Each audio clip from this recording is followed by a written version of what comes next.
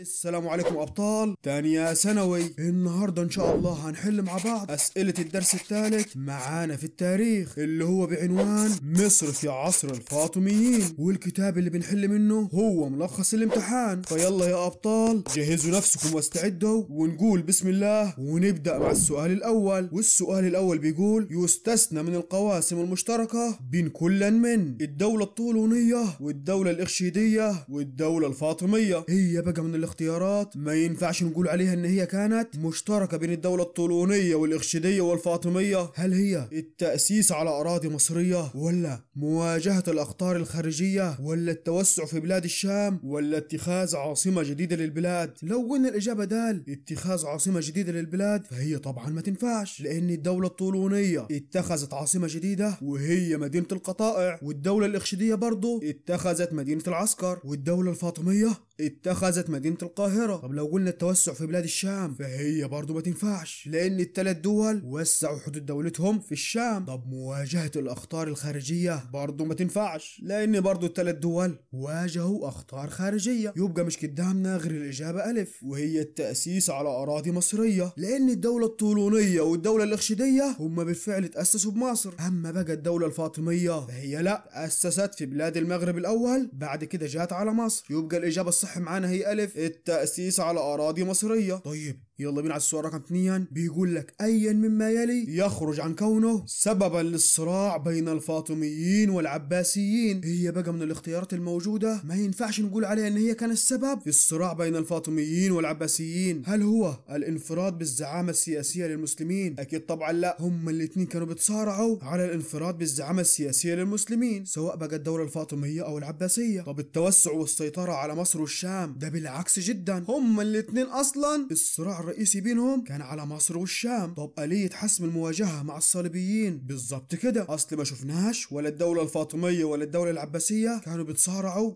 على حسم المواجهة مع الصليبيين. يبقى هي دي الإجابة الصح، لأن الإجابة دال اختلاف المذاهب الدينية فهي طبعا ما تنفعش. الدولة الفاطمية كانت على المذهب الشيعي، والدولة العباسية كانت على المذهب السني. طيب يلا بينا نشوف السؤال رقم 3. بيقول لك: شكل الخلاف بين شور وضرغام نقطة تحول في تاريخ الشرق الإسلامي، الأمر الذي أدى في نهايته إلى نقط. هو مين أصلا؟ شور وضرغام هم وزراء كانوا موجودين في نهاية الدولة الفاطمية في مصر، وهم الاتنين كانوا بيتصارعوا على مين فيهم يقعد على كرسي الوزارة. فقام عمنا شور راح استعان بنور الدين محمود اللي هو كان قائد مسلم في بلاد الشام، وكمان كان تابع للخلافة العباسية. وضرغام راح استعان بعموري اللي هو ملك بيت المقدس الصليبي. وفي النهاية نور الدين محمود بعت جيوشه إلى مصر بقيادة أسد الدين شركوه وابن أخوه صلاح الدين الأيوبي علشان يواجهوا قوات عموري، وبالفعل واجهوهم في بلبيس والاسكندرية وقدروا ينتصروا عليها. وبعد كده مسك الوزارة أسد الدين شركوه، وبعد وفاته بقي وزير ابن أخوه صلاح الدين الأيوبي. وبعد ما تولى الوزارة صلاح الدين قضى بشكل نهائي عن الخلافة الفاطمية في مصر. طيب وبعد الشرح ده كله أدى إلى إيه في النهاية؟ الخلاف بين شور وضرغام، هل إلى انتهاء ثنائية الخلافة الإسلامية، ولا تعدد خلفاء الدولة الفاطمية، ولا استقلال مصر عن الخلافة العباسية، ولا معاناة مصر من أزمة اقتصادية طاحنة؟ أكيد طبعا هتكون الإجابة ألف، انتهاء ثنائية الخلافة الإسلامية، لأن صلاح الدين الأيوبي قضى على الخلافة الفاطمية فبقي ما فيش غير خلافة واحدة بس وهي الدولة العباسية. طيب كلام زي الفل. يلا بينا على السؤال رقم 4. بيقول لك: يتوقع إذا أحجم نور الدين محمود عن إرسال جيوشه إلى مصر نقط. هي بقى اللي كان هيحصل لو ما بعتش نور الدين محمود جيوشه إلى مصر، تفتكر كان هيحصل إيه؟ هل زيادة عدد الإمارات الصليبية في الشرق، ولا انتهاء تبعية مصر للخلافة العباسية، ولا وصول شور إلى منصب الوزارة، ولا انتهاء دور الدولة الزنكية العسكري؟ طبعا لو ما كانش نور الدين محمود بعت جيوشه إلى مصر كان ملك بيت المقدس الصليبي اللي اسمه عموري هيروح يستولي على مصر. وده على فكرة كان حلم عموري، وهو الاستيلاء على مصر من يد الفاطميين. فبالتالي هتكون الإجابة ألف، وهي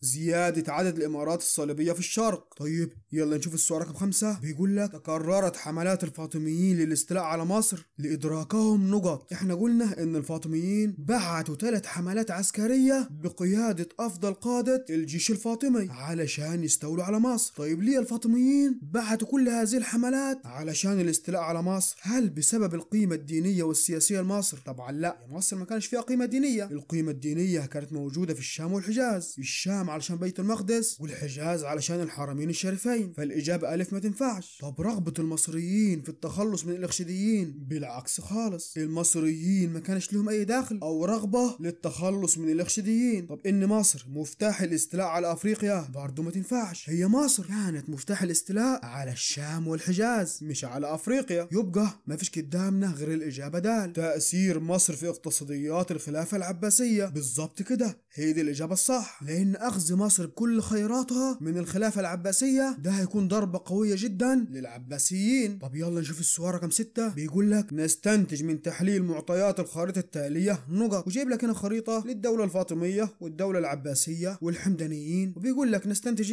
من هذه الخريطة هل الصراع بين الفاطميين والبيزنطيين على منطقة الصغور؟ أكيد طبعا مش هي دي الإجابة الصح. الدولة الفاطمية أصلا ما وصلتش لمنطقة الصغور زي ما هو واضح على الخريطة. طب نجاح الدولة العباسية في السيطرة المباشرة على الحجاز؟ برضو طبعا غلط، لأنه واضح قدامك إن الدولة الفاطمية هي اللي مسيطرة على الحجاز. طب قدرة الدولة الفاطمية على منافسة الخلافة العباسية؟ بالظبط كده، هي دي الإجابة الصح، لأنه واضح من الخريطة إن الدولة الفاطمية قدرت تاخد مصر والشام والحجاز من الدولة العباسية، فبالتالي هي قادرة تنافسها. طب يلا نشوف السؤال رقم 7. بيقول لك ظهرت بمظهر الوصي على الخلافة العباسية ضد الأطماع الفاطمية الدولة نقط، هل هي الدولة الطولونية ولا الإخشيدية ولا السلجوقية ولا الحمدانية؟ لو فاكرين احنا قلنا في الشرح ان في عهد الخليفة الفاطمي المستنصر بالله بقيت الدولة الفاطمية قوية جدا والدولة العباسية ضعيفة جدا، لدرجة ان الخليفة المستنصر بالله استمال القائد العباسي اللي كان اسمه أرسلان البساسيري وخلاه يدعي له على منابر بغداد مركز الخلافة العباسية لمدة عام كامل، وما انتهتش هذه الفوضى إلا بعد أن جاء السلاجقة اللي قلنا إن هي دولة إسلامية قامت في بلاد المشرق الإسلامي، وهي اللي قدرت ترجع للخلافة العباسية هيبتها مرة أخرى. يبقى الدولة اللي ظهرت بمظهر الوصي على الخلافة العباسية هتكون هي الدولة السلجوقية، الإجابة جيم. طيب يلا بينا بقى نشوف السؤال رقم 8. بيقول لك أكد نجاح جوهر الصقلي في الاستيلاء على مصر امتلاكه للكفاءة نقط. هو مين أصلا جوهر الصقلي؟ هو القائد الفاطمي الذي استطاع دخول مصر والاستيلاء عليها، فده يدل على كفاءته إياه. هل امتلاكه للكفاءة العسكرية والاقتصادية ولا الاقتصادية والسياسية ولا السياسية والعسكرية ولا الدينية والإدارية؟ هو جوهر الصقلي بعد ما طلع من مدينة القيروان ووصل للإسكندرية عملية مع المصريين لما طلبوا منه الأمان أعطاهم الأمان، فده إن دل يدل على الإجابة جيم، وهي كفاءته السياسية والعسكرية. عسكرية لأنه قدر يدخل مصر، والسياسية لما أعطى الأمان للمصريين. طيب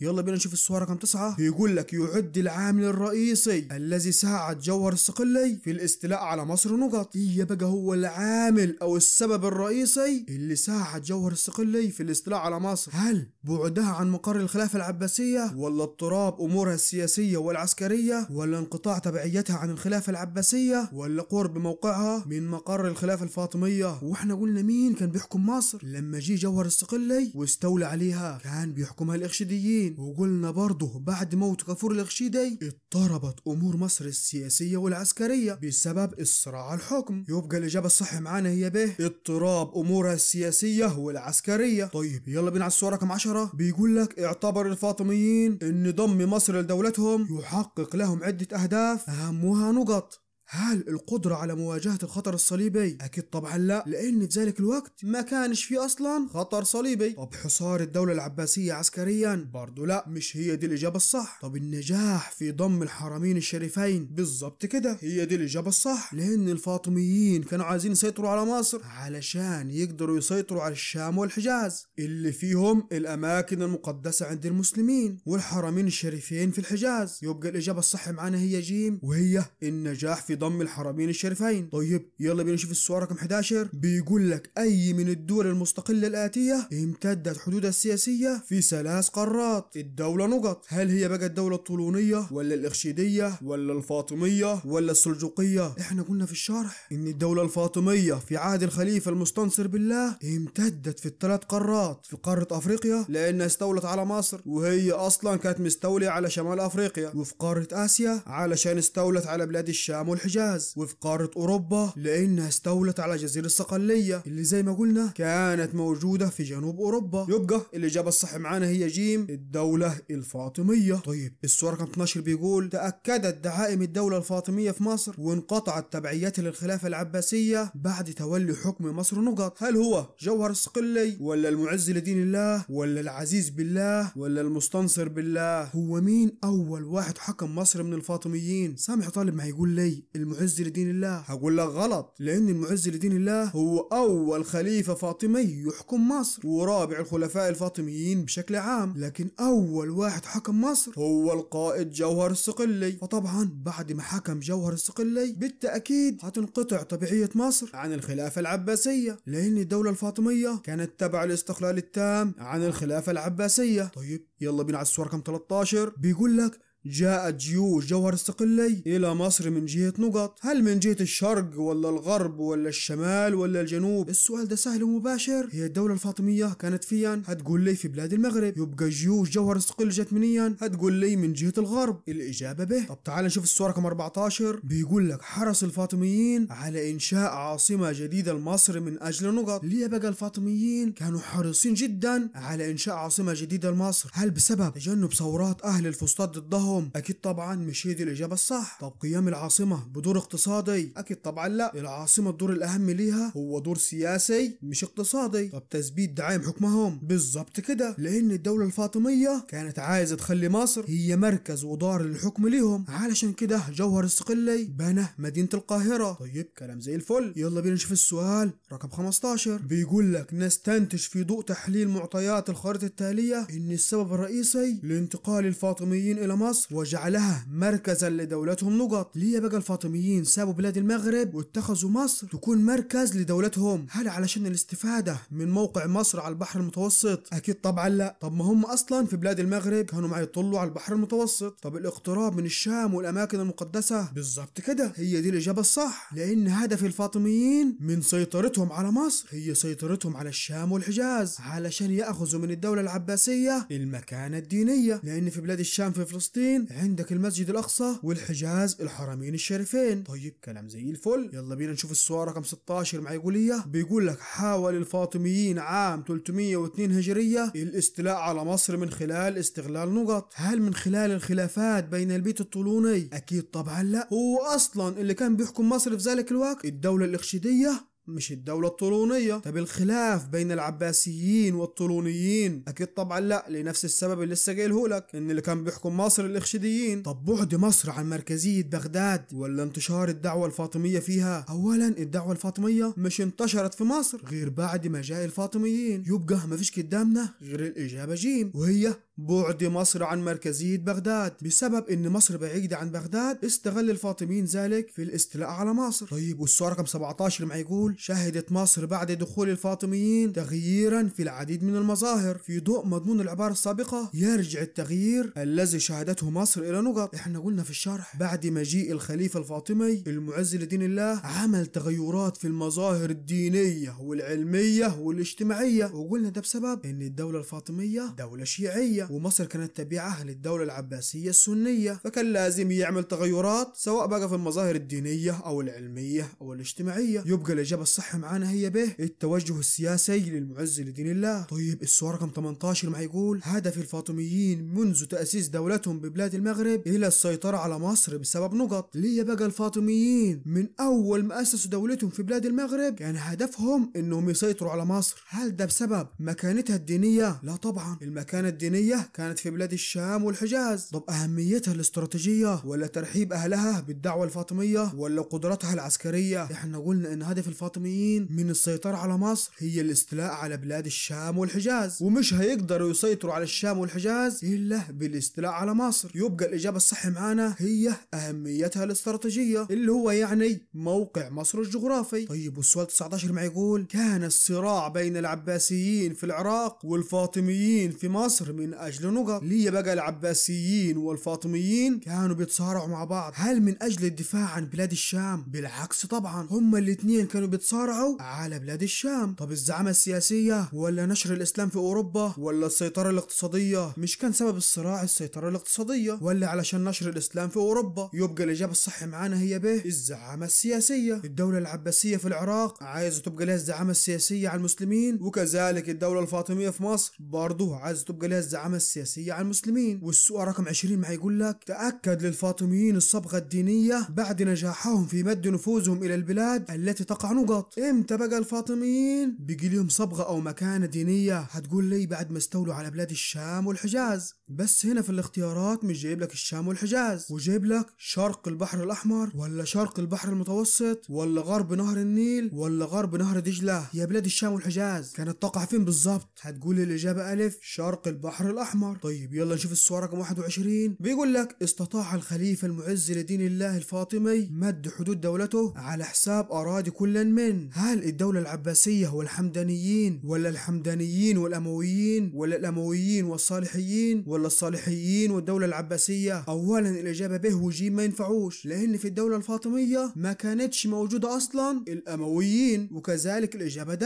الصالحيين والدولة العباسية، لأن الخليفة المعز لدين الله الفاطمي مد نفوذ دولته على مصر والشام حتى حلب، بالإضافة إلى الحرمية اللي هي بلاد الحجاز، وإن كان معاه بلاد المغرب. طيب وحلب في ذلك الوقت كانت تبع مين؟ كانت تبع الحمدانيين. يبقى الإجابة الصح معانا هي ألف، وهي الدولة العباسية والحمدانيين. طيب والسؤال 22 معي يقول لك: أي من البلدان الآتية مثلت مسرحا للصراع بالنسبة للدولة الفاطمية خلال مرحلتي التأسيس والاستقرار ومرحلة القوة؟ هل هي مصر ولا المغرب ولا الشام ولا افريقيا؟ الإجابة الصح معانا هتكون جيم، وهي الشام، لأن في مرحلة التأسيس والاستقرار ومرحلة القوة الفاطميين كانوا خلاص استولوا على مصر، وكان الخلاف والصراع بينهم وبين العباسيين هي بلاد الشام. طيب السؤال 23 معي يقول لك: أصبحت مصر مركزا لدولة كبرى تتبعها عدة ولايات عقب نقط، اللي هو يعني بعد ما استولى الفاطميين على مصر واتخذوا مصر مركزا لدار حكمهم، بقيت مصر بتسيطر على كل ولايات الدولة الفاطمية. فبيقول لك الكلام ده حصل امتى بالظبط؟ هل بعد سقوط الدولة الإرشيدية وزوال حكم العباسيين، ولا تعيين جوهر الصقلي نائبا لحكمها، ولا انتقال المعز لدين الله الفاطمي إليها، ولا إقامة الخطبة للفاطميين على منابر بغداد؟ هتقول لا، الإجابة الصح هتكون بعد انتقال المعز لدين الله الفاطمي إليها، لأن بمجرد ما انتقل الخليفة الفاطمي المعز لدين الله بقيت مصر هي اللي بتسيطر على كل ولايات الدولة الفاطمية. طيب كلام زي الفل. يلا بينا على السؤال رقم 24.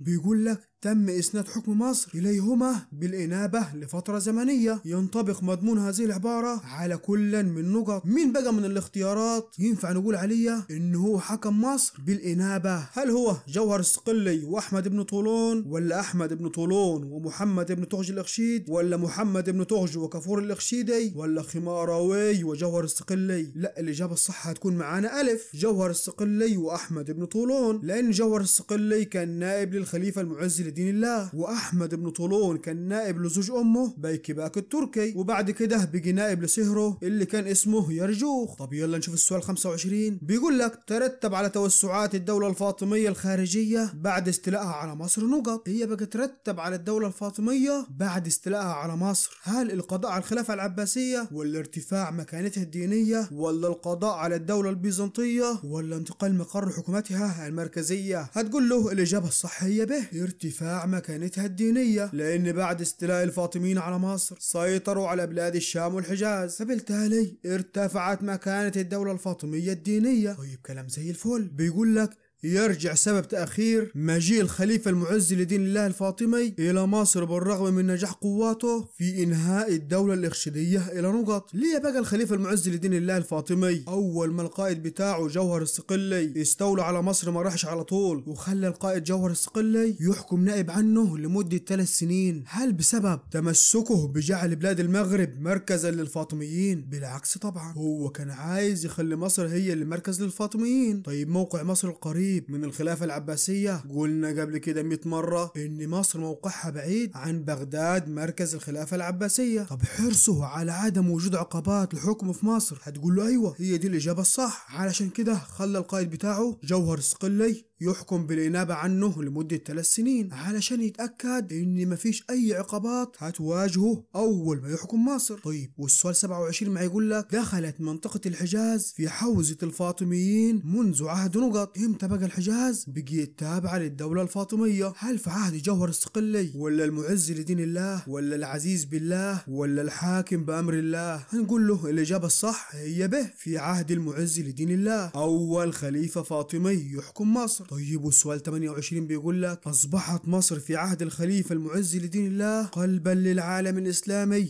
نتيجة نقط. ليه بقى مصر بقيت قلبا للعالم الإسلامي في عهد أول خليفة فاطمي المعز لدين الله؟ هل نتيجة إقامته حكومة مركزية قوية ولا بسط نفوذه على الحجاز ولا التغيير في المظاهر الدينية ولا التوسع الفاطمي في الشام؟ الإجابة الصح والأقرب هتكون به، بسط نفوذه على الحجاز، لأن في الحجاز هتلاقي عندك الحرمين الشريفين اللي هي الكعبة المشرفة في مكة والمسجد النبوي في المدينة. طيب يلا نشوف السؤال 29 بيقول لك سعى الفاطميين لضم مصر للاستفادة من موقعها في نقط. موقع مصر الجغرافي هيفيد الفاطميين في ايه؟ هل في اتخاذها مركزا لمحاربة البيزنطيين؟ اكيد طبعا لا، هم مش كان هدفهم محاربة البيزنطيين، هم عايزين يحاربوا الدولة العباسية. طب التوسع في افريقيا؟ برضه لا، هم كانوا عايزين يتوسعوا في بلاد الشام والحجاز. طب احداث نهضة معمارية؟ برضه لا، مش هي دي الاجابة الصح. طب جعلها مركزا لنشر دعوتهم؟ بالظبط كده، هي دي الاجابة الصح، لان بعد ما استولى الفاطميين على مصر وبسبب موقع مصر هيقدروا ينشروا دعوتهم سواء بقى في بلاد الشام او الحجاز. طيب كلام زي الفل. يلا بينا على السؤال رقم 30. يرجع فشل الحملات الفاطمية السابقة لحملة جوهر الصقلي في الاستيلاء على مصر الى نقط. احنا قلنا في الشرح ان الفاطميين بعتوا قبل جوهر الصقلي 3 حملات عسكرية وال3 حملات فشلوا. هي بقى سبب فشلهم هل تصدي قوات الخلافة لها ولا مواجهة خلفاء كفور الإرشيدي لها ولا بعد مصر عن الدولة الفاطمية ولا الخلافات السياسية بين الفاطميين؟ هتقول له الإجابة الصح والأقرب هي تصدي قوات الخلافة لها. بس سامع طالب ما يقول لي هي مش مصر كانت تبع الإرشيديين في ذلك الوقت، طب ليه ما نقولش مواجهة خلفاء كفور الإرشيدي لها؟ ما هم طبعا تبع الدولة الإرشيدية. هقول لك غلط، بالعكس، بعد كفور الإرشيدي قدر الفاطميين يدخلوا مصر ويستولوا عليها. فالإجابة ألف تصدي قوات الخلافة لها هي الصح، لأن الدولة الإرشيدية كانت تابعة للخلافة العباسية فيعتبر من قوات الخلافة. طيب يلا بينا نشوف السؤال رقم 31 مع يقولية. بيقول لك يرجع السبب الرئيسي في نجاح الفاطميين في ضم مصر والحجاز إلى نقط. إيه هو السبب الرئيسي اللي خلى الفاطميين ينجحوا سواء في ضم الشام أو الحجاز؟ هل قرب المنطقتين من موقع مصر ولا المكانة الدينية للفاطميين ولا انشغال العباسيين بمواجهة البيزنطيين ولا قوة مصر العسكرية؟ الإجابة الصح معانا هتكون ألف، قرب المنطقتين من موقع مصر، لأن زي ما نحن عارفين إن الشام الحجاز قريبين على مصر، ولو فاكرين ده برضو اللي عملته سواء الدولة الطولونية او الدولة الإرشيدية ان هم ضموا الشام والحجاز الى حكمهم. طيب يلا بينا على السؤال 32. بيقول لك جمع في عهده التفوق في الفن المعماري والقوة العسكرية الخليفة الفاطمي نقط، وجايب لك الخليفة العزيز بالله والحاكم بأمر الله والمستعلي بالله والعاضد. مين بقى من ال4 خلفاء ظهر في عهده التفوق في الفن المعماري والقوة العسكرية؟ هتقول له الإجابة ألف، الخليفة العزيز بالله. طيب اشمعنى هو؟ لأن احنا قلنا في الشرح إن الخليفة العزيز بالله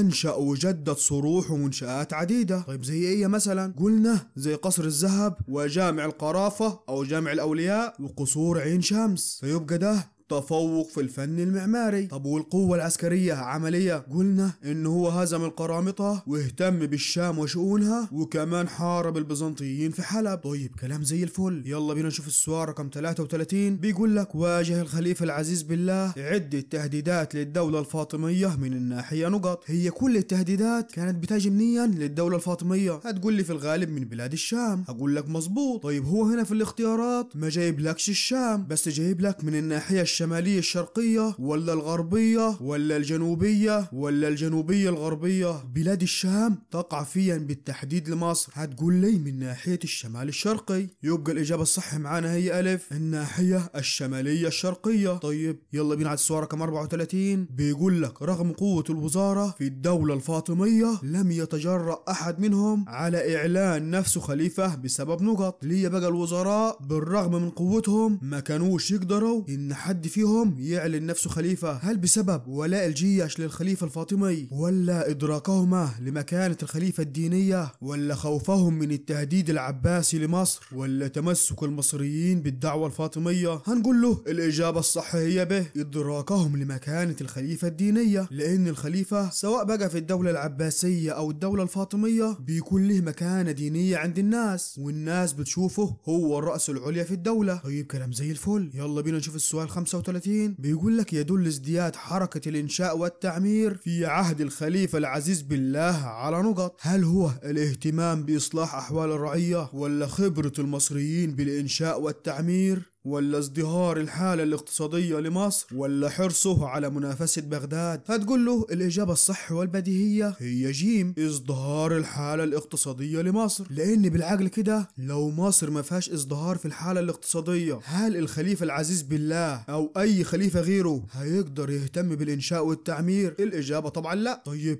يلا نشوف السؤال 36. بيقول لك أعاد السلاجقة إلى الدولة العباسية هيبتها نقط. هل السلاجقة عادوا للدولة العباسية هيبتها السياسية ولا العلمية ولا العسكرية ولا الاقتصادية؟ الاقتصادية ما تنفعش. طب سامع طالب معي يقول لي ممكن تكون هيبتها العسكرية. اقول لك برضو غلط، لان الدولة العباسية مش المهم عندها الهيبة العسكرية ولا العلمية، يبقى ما فيش قدامنا غير هيبتها السياسية، وهي دي الإجابة الصح. أعاد السلاجقة للدولة العباسية هيبتها السياسية. طيب يلا بينا كده نشوف السؤال رقم 37 مع يقولية. بيقول لك يعد أبرز ما تميزت به شخصية الخليفة الحاكم بأمر الله الفاطمي نقط. هي اللي تميزت به شخصية الحاكم بأمر الله، هل هي القدرة العسكرية، ولا الدهاء السياسي، ولا العدل والحكمة، ولا التناقض والتضارب؟ احنا قلنا في الشرح ان الخليفة الفاطمي الحاكم بأمر الله كان عنده غرابة أطوار في شخصيته، شوية تلقاه يتميز بالشجاعة، وشوية بالجبن، وشوية تلقاه يتميز بالإقدام، وبرضه شوية تلقاه يتميز بالإحجام، وشوية تلقاه يتميز باللين، وشوية تلقاه يتميز بالشدة. فالعلماء مش كانوا عارفين يفسروا شخصيته، يبقى تتميز شخصيته بيها. هتقول له الإجابة دال، التناقض والتضارب. طيب يلا نشوف السؤال 38. بيقول لك في عهد أي من الخلفاء التاليين احتلت الدولة الفاطمية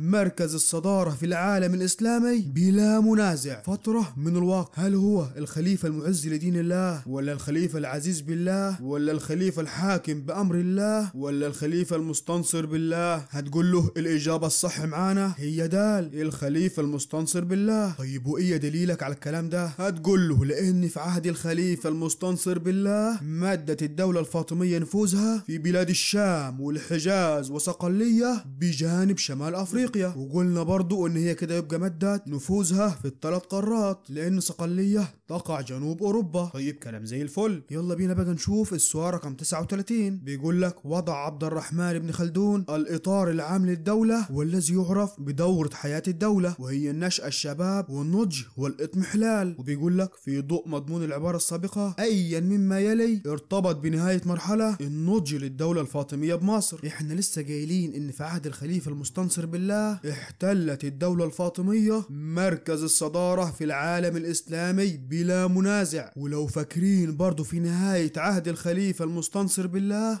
انتشر في الدولة الفاطمية المجاعة بالبلاد وصحبتها الأوبئة كالطاعون، وقلنا إن الكلام ده عرف باسم الشدة المستنصرية. طيب إيه أصلا سبب الشدة المستنصرية؟ هي نتيجة انخفاض منسوب مياه نهر النيل. يبقى إيه السبب؟ هل هو تولي العزيز بالله خلافة الدولة الفاطمية؟ لا طبعا. طبعا. طب تهديد القرامطة والبيزنطيين للشام برضه مش هو ده السبب. طب تعرض الدولة للكوارث الطبيعية بالظبط كده، هي دي الإجابة الصح، لأن بعد نضج الدولة الفاطمية ومد نفوذها وتوسعها في الثلاث قارات وصلت للإضمحلال بسبب انخفاض منسوب مياه نهر النيل، ودي طبعا كوارث طبيعية. طيب يلا بينا على السؤال رقم 40. بيقول لك أقام القائد العباسي أرسلان البساسيري الخطبة على منابر بغداد للخليفة الفاطمي المستنصر بالله في ضوء مضمون العبارة السابقة. أدت إقامة الخطبة على منابر بغداد للفاطميين إلى ازدياد مكانتهم نقط. هل هي بقى مكانتهم الدينية والسياسية، ولا السياسية والاقتصادية، ولا الاقتصادية والعسكرية، ولا الاجتماعية والثقافية؟ الإجابة الصح والبديهية هي ألف، ازدياد مكانتهم الدينية والسياسية، لأن لما القائد العباسي أرسلان البساسيري يقيم الخطبة للخليفة الفاطمي المستنصر بالله على منابر بغداد اللي هي مركز الخلافة العباسية، فده طبعا هيزود مكانة الفاطميين سواء بقى الدينية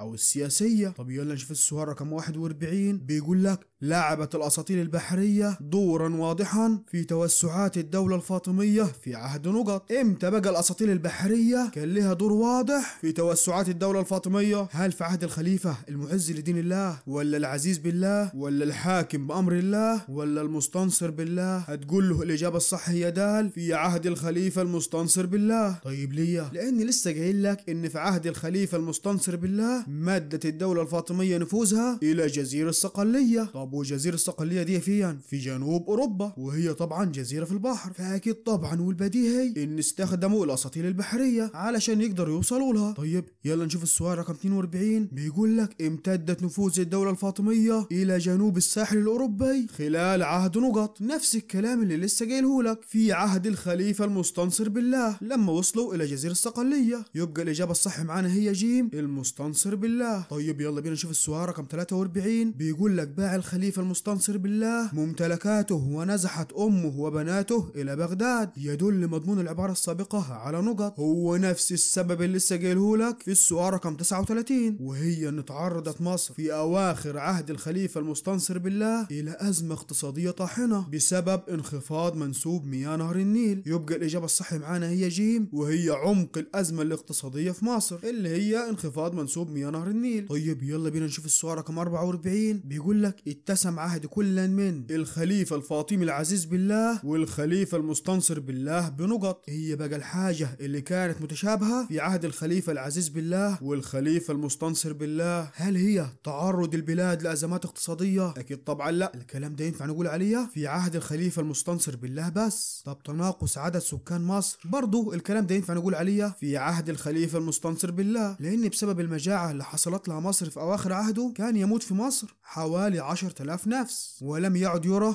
في الأسواق أحد. طب تحقيق الانتصارات العسكرية، هتقول له أيوة هي دي الإجابة الصح، لأن في عهد الخليفة العزيز بالله والمستنصر بالله هما الاتنين حققوا انتصارات عسكرية. طيب يلا بينا نشوف السؤال 45. بيقول لك يدل مضمون النص المقابل على نقط. طب تعالى كده نقرأ النص. بيقول لك نجح المستنصر بالله في استمالة أرسلان البساسيري فخطب له على منابر بغداد عاما كاملا. الكلام ده بقى يدل على إيه؟ هل ضعف الخلافة العباسية من غير ما كمل؟ هي دي الإجابة الصح، لأن بالعقل كده لو الخلافة العباسية قوية لا يمكن أرسلان البساسيري هيقيم الخطبة للخليفة الفاطمي المستنصر بالله على منابر بغداد لمدة عام كامل. طيب كلام زي الفل. يلا بينا نشوف السؤال رقم 46 معقولية. بيقول لك أصبح الخليفة الفاطمي رمزا للدولة مجردا من سلطاته بنهاية عهد نقط. هل بقى في نهاية عهد العزيز بالله، ولا الحاكم بأمر الله، ولا المستنصر بالله، ولا العاضد؟ مين بقى من الخلفاء الفاطميين دول أصبح مجرد من سلطاته بنهاية عهده؟ هتقول له الإجابة الصح هي جيم، الخليفة المستنصر بالله، لأن في نهاية عهده بسبب الأزمة الاقتصادية اللي لسه جايلك عليها بيجي مجرد من كل سلطاته. طيب والسؤال 37 ما يقول لك توالى على حكم الدولة الفاطمية عددا من الخلفاء ويعد أكثر العهود تناقضا عهد الخليفة نقط. تقريبا هي نفس السؤال اللي قبله، وهو عهد الخليفة المستنصر بالله، لأن في أول عهد الخليفة المستنصر كانت الدولة الفاطمية في أقوى فترة مرت عليها. أنا لسه قايل لك إن هي امتدت في الثلاث قارات، وفي أواخر عهده وصلت مصر لأضعف فترة مرت عليها. طيب يلا بينا نشوف السؤال رقم 48. بيقول لك تميز الخليفة الفاطمي المستنصر المستنصر بالله عن الخليفة المعز لدين الله في نقط. تميز بقى فيه المستنصر بالله عن المعز لدين الله. هل السيطرة على شمال افريقيا؟ اكيد طبعا لا، هما الاتنين سيطروا على شمال افريقيا. طيب ضم الاماكن المقدسة في الحجاز؟ برضو لا، هما الاتنين ضموا الحجاز. طيب مد نفوذ الفاطميين الى الشام؟ برضو هما الاتنين مدوا نفوذهم في الشام. يبقى مفيش قدامنا غير الاجابة دال، وهي وصول نفوذه الى مركز الخلافة العباسية، وهي دي الاجابة الصح. لاني لسه قايل لك في عهد المستنصر بالله استمال القائد العباسي ارسلان البساسيري وفضل يدعي له على منابر بغداد اللي هي يعني مركز الخلافة العباسية لمدة عام كامل. طيب يلا نشوف السؤال 49. بيقول لك مرت الدولة الفاطمية بفترات عصيبة أثرت على حياة المصريين. ينطبق مضمون العبارة السابقة على فترة حكم الخليفة نقط. المفروض من غير مجرى الاختيارات انت عارف ومتأكد انه في عهد الخليفة المستنصر بالله كانت أصعب فترة مرت على مصر والمصريين هي في أواخر عهد الخليفة المستنصر بالله، لدرجة ان زي ما لسه قايل لك كان بيموت 10,000 نفس وما كنتش بتشوف في الأسواق أحد. طيب يلا بينا بقى على السؤال رقم 50. بيقول لك ظهرت فكرة الاستقواء بالخارج في عهد الخليفة العاضد بسبب نقط. يقصد يقول لك هنا لما الوزيرين شور ودرغام استعانوا بالقوة الخارجية، سواء شور اللي استعان بنور الدين محمود ولا درغام اللي استعان بعموري. فهي بقى السبب اللي سمح لهم يعملوا كده. هل بعد مصر عن مركز الخلافة ببغداد؟ لا طبعا مش هو ده السبب. طب الضعف السياسي للفاطميين ولا قلة موارد مصر الاقتصادية ولا رغبة الصليبيين في ضم مصر؟ الإجابة الصح معانا هتكون هي به الضعف السياسي للفاطميين، لأن لو في عهد الخليفة العاضد كان قوي سياسيا ما كانش قدر ولا شور ولا درغام راحوا استعانوا بالقوة الخارجية في بلاد الشام. طيب يلا نشوف السؤال رقم 51. بيقول لك دخلت الدولة الفاطمية مرحلة الضعف نتيجة تأثرها بنقط. امتى بقى الدولة الفاطمية ابتدت تخش في مرحلة الضعف؟ هل نتيجة التدخل الخارجي ولا الأطماع الصليبية ولا شخصية الخلفاء ولا الصراع الديني؟ الإجابة الصح والبديهية هي جيم، شخصية الخلفاء. لأن زي ما لسه قايل لك لو الخلفاء أقوياء ما كانتش الدولة الفاطمية هتدخل أصلا في مرحلة الضعف. طيب يلا بينا على السؤال 52. بيقول لك الخليفة يسود ولا يحكم. يمكن إطلاق هذا المسمى على خلفاء الدولة الفاطمية بداية من تولي الخليفة نقط. هل هو الخليفة الحاكم بأمر الله ولا المستنصر بالله ولا المستعلي بالله ولا العاضد؟ الحاكم بأمر الله والمستنصر بالله ما ينفعوش، لأن هما الاثنين كانوا في مرحلة القوة للدولة الفاطمية. سامع طالب بيقول لي الخليفة العاضد لأنه هو أصلا كان آخر خليفة فاطمي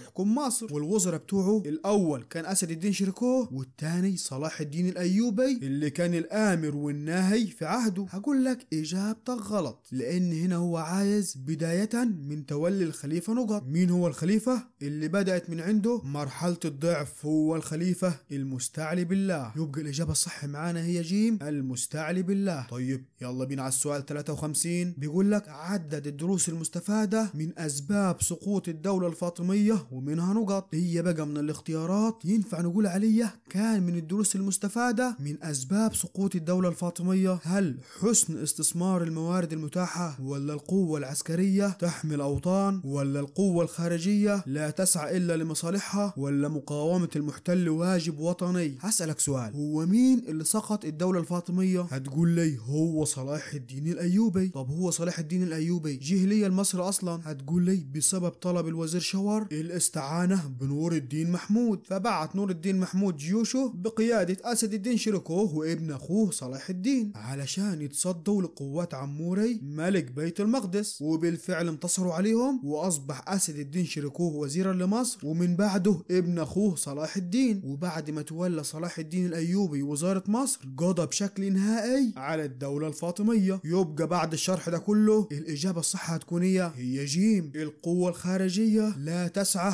إلا لمصالحها. طيب يلا نشوف السؤال رقم 54. بيقول لك عدوي صديقي، ينطبق مضمون العبارة السابقة على أحداث الصراع بين نقط. المفروض من غير ما أقرأ الإجابة أنت عارف الإجابة بين شاور ودرغام. طيب ليه؟ لأن شاور راح استعان بنور الدين محمود، ودرغام راح استعان بملك بيت المقدس الصليبي اللي كان اسمه عموري. يبقى الإجابة الصح معانا هي ألف، بين شاور ودرغام. طيب يلا نشوف السؤال رقم 55. بيقول لك يعتبر العامل الرئيسي الذي ساعد على سقوط الدولة الفاطمية نقط. ايه هو بقى العامل او السبب الرئيسي اللي ساعد على سقوط الدولة الفاطمية؟ هل هي الازمات الاقتصادية، ولا التهديدات الصليبية، ولا الصراعات السياسية، ولا الصراعات الدينية؟ هنقول له الاجابة الصح هي جيم، الصراعات السياسية، بسبب الخلاف اللي كان بين شاور ودرغام على كرسي الوزارة. طيب يلا بينا على السؤال 56. بيقول لك استعان كل من شاور ودرغام بقوة خارجية خلال صراعهما على منصب الوزارة في مصر، مما يدل على نقط. بيدل على ايه الصراع اللي كان بين شاور ودرغام؟ هل سيطرة نور الدين محمود على الخلافة؟ اكيد طبعا لا، ونور الدين محمود ما سيطرش اصلا على الخلافة، ده اللي سيطر صلاح الدين الايوبي. طب انهيار المكانة الدينية للخلافة؟ برضو لا، مش هي دي الاجابة الصح. طب التدهور الاقتصادي والاجتماعي؟ برضو مش هي دي الإجابة. يبقى مش قدامنا غير الإجابة دال، عمق الانقسامات الداخلية اللي يخلي شاور يستعين بنور الدين محمود ودرغام يستعين بعموري، ده يدل على عمق الانقسامات الداخلية. طيب كلام زي الفل. يلا بينا بقى نشوف السؤال رقم 57. بيقول لك أدى الصراع على منصب الوزارة في الدولة الفاطمية إلى نقط. هل هو سيطرة عموري على شؤون مصر؟ أكيد طبعا لا، هو عموري أصلا اتهزم من قوات نور الدين محمود اللي هو أسد الدين شركوه وابن أخوه صلاح الدين، هو ما سيطرش على شؤون مصر. طب التمهيد لتغيير الوضع السياسي، ولا ظهور الأزمات الاقتصادية، ولا ظهور أهمية مصر الدينية؟ طبعا أهمية مصر الدينية وظهور الأزمات الاقتصادية ده ما كانش ليه أي دخل في الصراع على منصب الوزارة بين شاور ودرغام. يبقى الإجابة الصح معانا هتكون هي ب، التمهيد لتغيير الوضع السياسي. وهي بعد ما كانت مصر تابعة للخلافة الفاطمية اتغير وضعها السياسي وبقيت تابعة للدولة الأيوبية بعد إسقاط صلاح الدين الأيوبي الدولة الفاطمية. طيب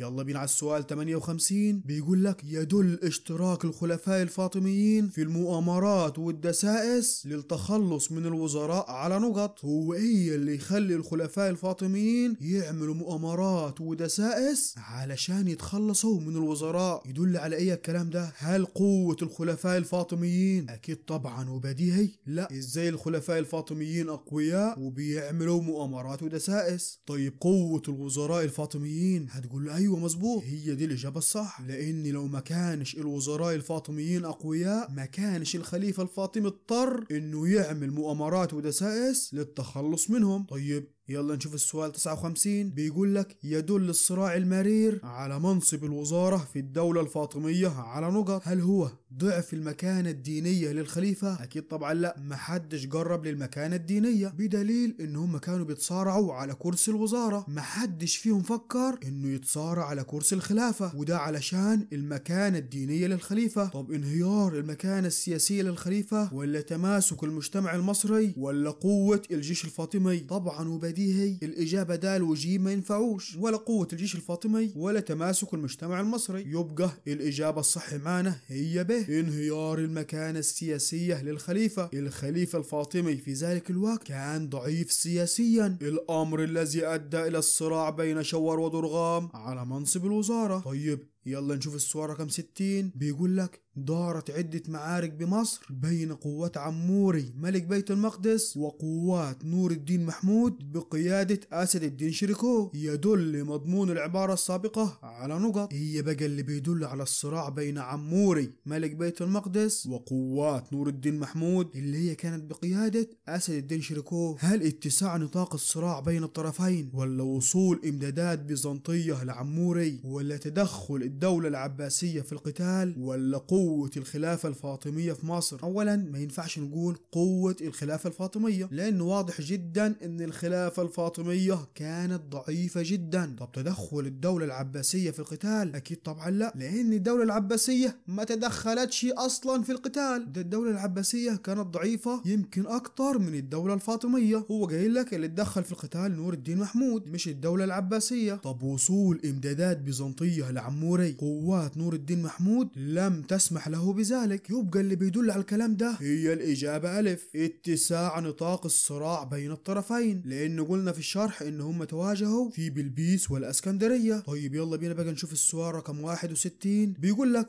جعل الخليفة المعز لدين الله الفاطمي مصر قلبا للعالم الإسلامي ومركزا للدعوة الفاطمية، وقد انتهى ذلك على يد نقط. هل هو بدر الجمالي ولا عموري ملك بيت المقدس ولا المستعلي بالله ولا صلاح الدين الأيوبي؟ هقول لك هو مين اللي قضى على الدولة الفاطمية؟ هتقول لي صلاح الدين الأيوبي. هقول لك مظبوط، يبقى الإجابة دال صلاح الدين الأيوبي. طيب يلا بينا على السؤال رقم 62. بيقول لك ترجع رغبة عموري في الاستعانة بالإمبراطور البيزنطي عند محاولته للاستيلاء على مصر إلى نقط. ليه عموري كان يرغب في الاستعانة بالإمبراطور البيزنطي لما كان عايز يستولي على مصر؟ هل بسبب أهمية مصر بالنسبة للصليبيين، ولا شدة التحصينات العسكرية بمصر، ولا قدرة الفاطميين العسكرية، ولا خوفه من مساندة العباسيين للفاطميين؟ هتقول له الإجابة الصح هي ألف، أهمية مصر بالنسبة للصليبيين، لأن كان حلم عموري هو السيطرة على مصر من يد الفاطميين، علشان كده كان عايز يطلب الاستعانة من الإمبراطور البيزنطي. طيب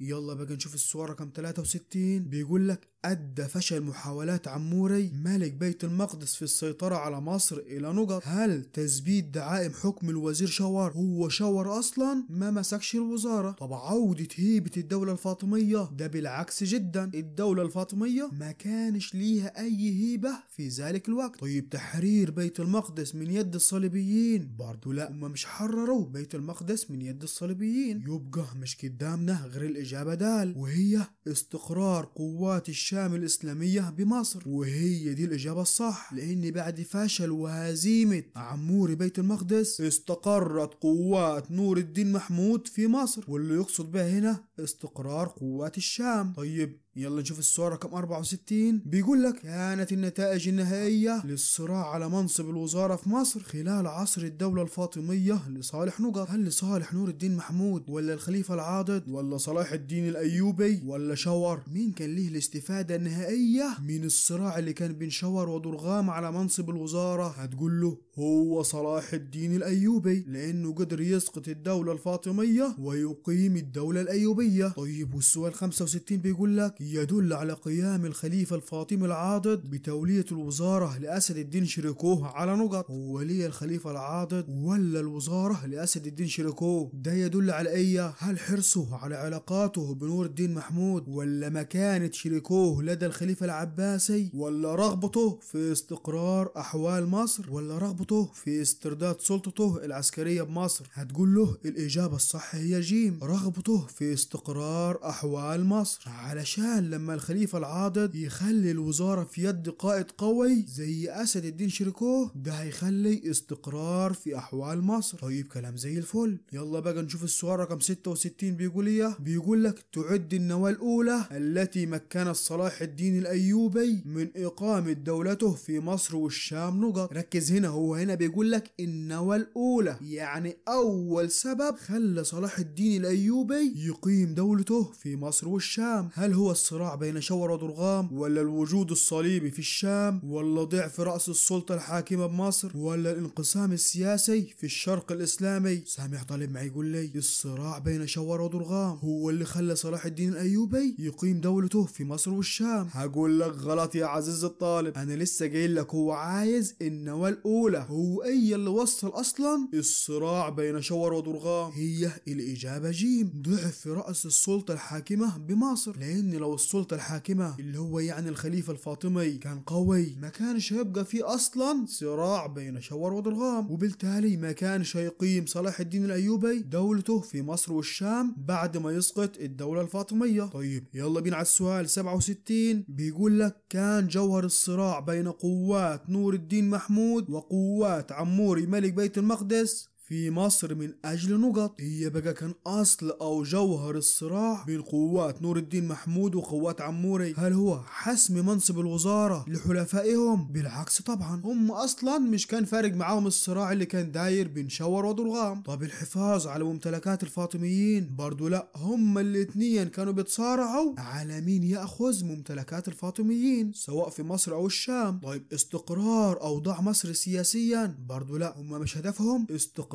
وضع مصر السياسي. يبقى ما فيش قدامنا غير الإجابة دال، الاستفادة من إمكانيات مصر، وهي دي الإجابة الصح. هم الاتنين عايزين يستفادوا من إمكانيات مصر. وبكده يا أبطال يبقى حلينا مع بعض 67 سؤال وشرحناهم سؤال سؤال بالتفصيل، واللي باقي شوية أسئلة مقالي وابقى جاوب عنهم، وأي سؤال يوقف معاك اكتبه لي في التعليقات وهتلقاني بجاوب لك عليه. واشوفكم على خير يا أبطال في الدرس اللي جاي، والسلام عليكم.